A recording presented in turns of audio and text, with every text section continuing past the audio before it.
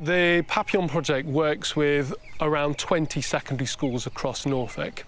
I think it's incredibly important when we have this very privileged opportunity to work with schools to help teachers and young people understand that when you're with us, we're the first of many stepping stones that you can connect to in Norfolk.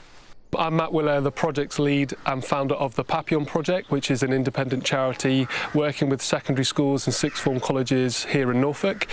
Our charity helps schools and colleges to create school allotments, and by that we're inspiring the next generation to learn where their food comes from, how they grow their own food, and this is part of a big campaign to help young people reconnect with nature and understand the importance of food security, which is all about improving biodiversity across Norfolk.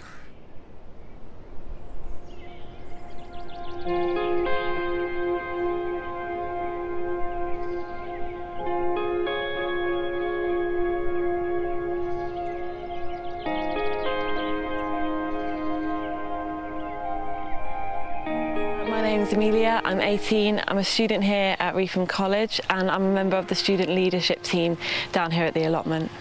We sort of come up with the rota, we come up with the plan of what we want to achieve over the week. We liaise with the students, with the teachers, with the volunteers coming down. So my role is sort of with the communication side of things. So I'll send out emails, I'll try and promote the project in the community. And then in terms of jobs, it really varies. You know, you can be weeding one week to doing mulching to feeding chickens. So there's a lot of variation, which I think is one of the things that makes it so great. The project is in total 2.5 acres, but it started very, very small, like most school gardens. But it wasn't until we engaged with the local community where the project really took off. So what you see around you is the product of hundreds of people from the community helping me as a former teacher to create the allotment project. The idea of the project is young people come down here, they experience nature and they learn about the importance of sustainability. They learn that actually by making individual changes we can actually make an impact. We want young people to come away feeling inspired. What's really important here is that everybody values what the children do here because it is very much their project, and what you see around you is a product of lots of young people, hundreds of young people coming together, so they feel that it's their project. So it doesn't matter if things are not straight, if the raised beds are a bit wonky. We celebrate that because the young people did that, but also we celebrate that because nature doesn't have straight lines. Obviously we're quite a small project, so we don't produce enough food to feed the whole school, but we do try to give some of our produce to the canteen. We also give some to the community, to the local farm shop, and also the Dahl House, which is like a restaurant. There's lots of areas where children can have a go at experiencing all the different ways of connecting with nature. So behind me is the intensive, busy growing space. Beyond that is the wildflower meadow, so children don't have to do anything but look at it and appreciate it.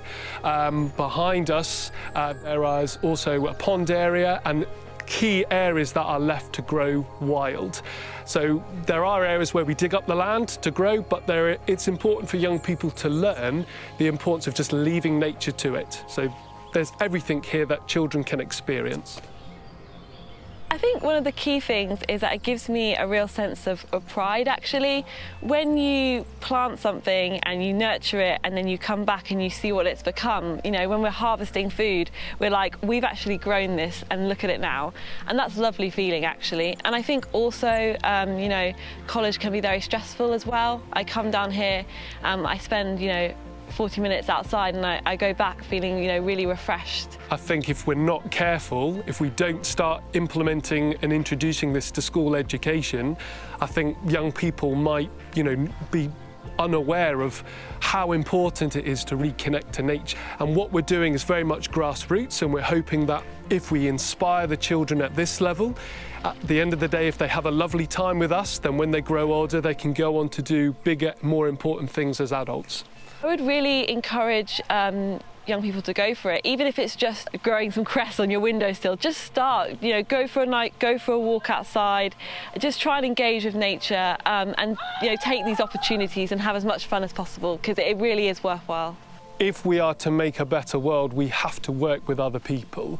And I think there has to be a collective responsibility. So the Papillon project as an independent charity is incredibly keen to work with WildEast for many reasons, chiefly among them to advocate the importance of rewilding and biodiversity, because this is an introduction for children. So we're hoping to inspire children to go on and maybe to do some work with WildEast or other organisations across Norfolk. So it's absolutely about working together, and we can only make a better world if we all actively work together. Not about competition, it's all about cooperation, and nature does that particularly well.